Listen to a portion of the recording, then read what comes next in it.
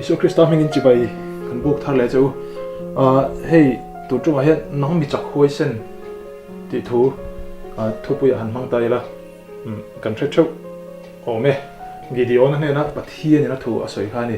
Midian an be don khan Gideon ne na pathian nang mi chak hoi sen na ti asa Gideon khan mi chak hoi sen ni lo je te chu tiang din na din lo je te pathian ne na hana soya amai wa chu pathian in engwai ngai Gideon khan nang mi chak hoi sen na ti chu ma ni nun thawa lo e seng lu tum tai la ro re tu te bung ru chang som patni tin lalpa van tir ko chu a hne na aron in lara a hne na nang mi chak hoi sen lalpa chu in hne na ome ati a chu lalpa chu in hne na ome ati a hei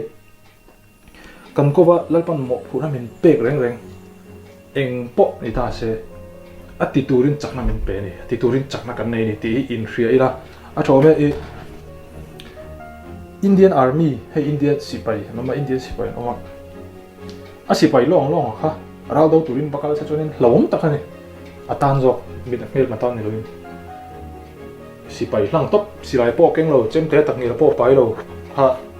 uniform po halo ke kor bunen bakal se sipai thau chun ni ha mai wa chu in thuam nan nei lo wangin mi lo man ni lo ra le lam tan i mol lem rot po lo ne then ni to amai ro chu sipai kha invai nge mi lawm alo ni theya invai nge heta ram roral tu te pon mel maram te wa wau khar khar na man ngam kan ti chot khang sipai kha an thuam thina ni in endina India ron ta se India sarkar khan e sipai kha hei sipai lo ni ta se ti hian sipai lo ni ta helai semi sipai ta kha helai mi te tha thei ang beren an thuama chu chu mel maram te wa wau na mang trin kan that to kan ni thlo na te po a that to kan nei mo teng po that heng ber kan nei ta tui noi long po that heng ber kan nei kan in thuam tha ve to chu wang chon min hlau ro tia in soi khum na mang thin ni eng wang in kan ti chuan sarkarin a thuam ta ta ni chuan thuam that an lo ni chuan sipai po tunai trong kam takin an kon fi mo huai an por to thin wang nge silai thaber ber ti ten ken to chuan an por to thina ni por an tira thalo zo por ni loin kan hlom ve tok te in thia in ring tok thina ral hlo na an nei mai lo ni heni po engwang nge Gideon hi ama po an chak lo je te en thria pathian hena po sei bo ma se pathian engwai nge nang mi chak hoi sen ati tho si kan ti chuan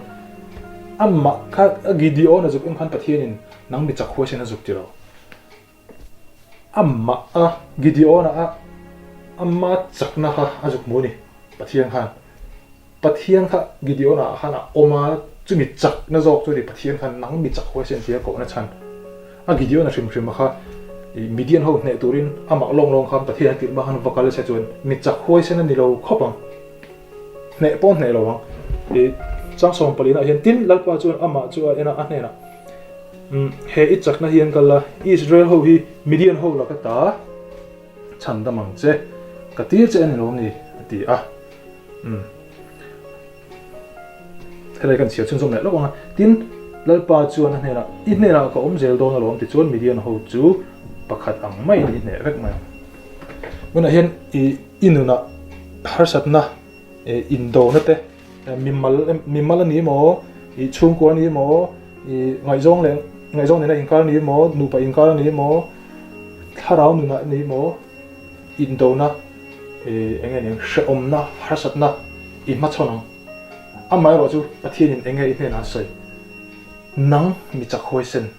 mo eng inuna han eng po ma chon turi nei to chuan chu to chuan pathian in rorel tu te bungru chang som pan hi Gideon hne na asoi hi inuna lo la lu thin ro rong bol na phei chuan ani le zuan nang mi chak hoi sen rong bol la turi van he tu mo counseling class pe turi nei ni mo pathian thua ti pui turi nei ni mo enga po ni ro se pathian in nang mi chak hoi sen asa chu eng wange keima minon en hian pathian nang mi chak hoi sen minon ti ton lo keima amma aram kha chaka hoi sen indo na nei tu ni ne na po ata ni ya chumi zo ka chu ni pathian in chak tur sa aram mu chu ni chuan sei tong khan har satna chung kwa mi mala thian hoa rong bol na tura enga po in pui I pasal ingai zong ne na emo I tho pui te ne na emo enga po har satna inunin ma chonanga lalpa engti ngen yang tia I dor atam mo tang ti karing I tuna ila dor lo ni pon nakina pathian hi lalpa he mi huna yang tin ngen yang la tin inunin tuna karon soi tel lo zinga tel lo karon soi tel ba po ka thil dang la tam ani khang zong zong han lalpa en tin ngen yang iti una role tu te bung rok chang som pani pathian nang mi chak khoi sen ati hi lo khachwa la san choing wange pathianin hetiang din mun ma chon tlak a siam che awanga hetiang din mun ma chon tlak ini ti hre da wa ma chon ini ti in rela chuta chon pathianin le na a pengal bok che a nang ma ni loin amma chu nang ma oma chu pathianin nang mi chak khoi sen aron ti che ni chu wang chuan lo nual lo la I ne do na ni ti in rela heta Joshua bunga chang khala po pathian rin na awanga mi an pen chu Israel te an pen chu khan mel ma ne to sa pathian na apek ho kha an lo ne to san ni to ma nak lai an la zam che zo le ni chu in ni na ni rin na awanga I pen chu thu oi na pathian in ti ro ati ang bible na asoi in na pathian thu ron soi zoma I kal to phot chuan I ma hen ding zo om lo ti rela setanan I ding zo lo wang tin nang ma in rin to lo na lo pe che ni mai the ma se bible thu zo thu dikani nang mi chak khoi sen tin alpan I chak ji aron pom che chu ring ro la pa o ni dalpan ma som che ro se